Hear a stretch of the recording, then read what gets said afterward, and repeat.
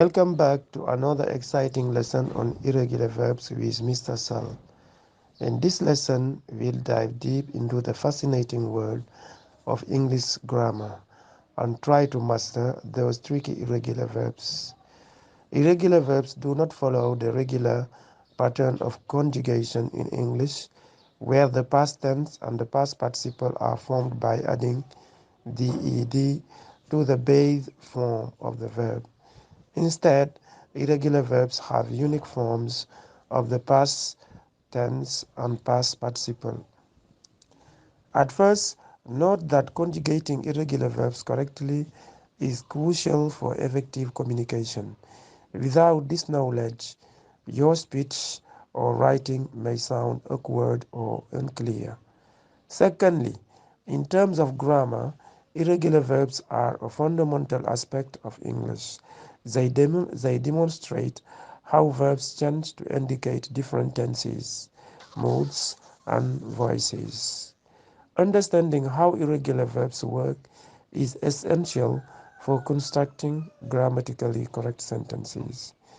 In terms of expressiveness, irregular verbs often carry nuanced meanings that can be easily conveyed with irregular verbs. For instance, consider the difference between run, past tense of run, and worked, past tense of work.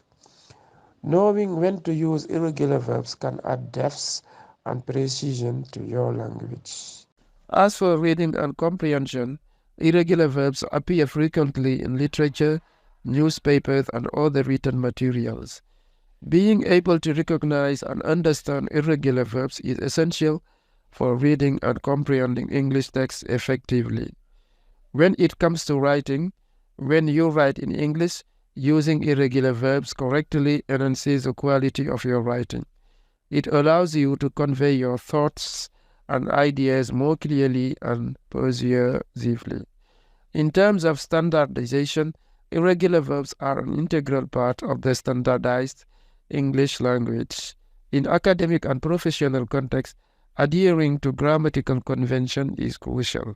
Misusing irregular verbs can distract from your credibility. As for language proficiency, proficiency exams and language tests often assess a person's ability to use irregular verbs correctly. Whether you're taking an English proficiency exam like the TOEFL or using English in a professional setting, knowing irregular verbs well can make a significant difference in your performance. For cultural understanding, learning irregular verbs also exposes you to cultural nuances and idiomatic expressions in English. These expressions can be deeply rooted in the language and reflect the culture's story and values. Last but not least, conciseness, irregular verbs can sometimes make some sentences more concise. For instance, instead of saying I have eaten, you can use the irregular verbs eating to say I've eaten. This brevity can be particularly useful in spoken language and casual writing. In summary, irregular verbs are vital components of English grammar and vocabulary. Mastery of irregular verbs is essential for effective communication, writing, reading, and understanding the language nuances. Whether you're learning English as a second language or striving for excellence in your native language, understanding and using irregular verbs correctly is a critical skill. Here is a list of common irregular verbs along with their past tense and past participle forms.